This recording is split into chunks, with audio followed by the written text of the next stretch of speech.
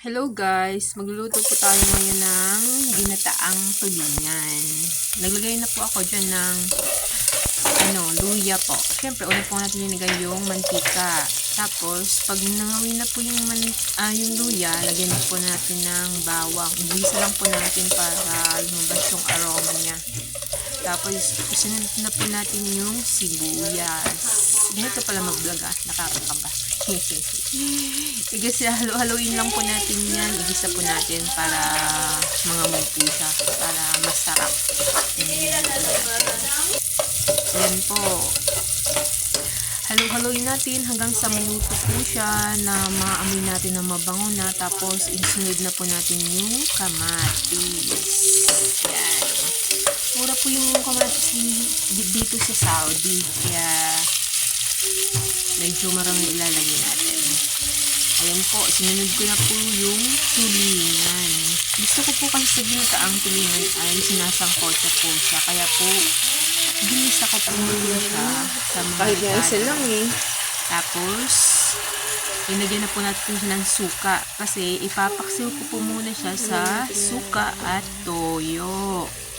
Tapos, nilagyan na din po natin yan ng konting paminta para sumarap po siya.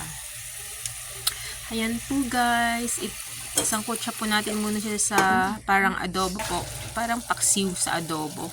Tinakpan ko po muna siya ng mga 10 minutes po. Tapos, after that, nilagay ko na po yung gata niya. Ayan. Sarap. Tapos, lagyan natin ng sili. Ayan. Okay, guys. Tapos, takpan po ulit natin siya ng mga 10 minutes pa. Ayan, ang bilis Ang bilis ng video natin. After 10 minutes, ayan po, tinikman ko na po siya. Pag kulang pa po sa panglasa nyo, lagyan nyo pa po ng asin para sakto sa panlasa nyo. Tapos, ilalagay po na po natin yung gulay na pechay. Ayan. Masarap. Masarap po to. Tingin nyo. Ayan guys. Tapos, pagkatapos natin ilagay yung pechay, takpan po ulit natin siya ng mga 3 minutes. Ayan. Para medyo malamog-lamog yung gulay. Hindi pala malamog-lamog, malata pala.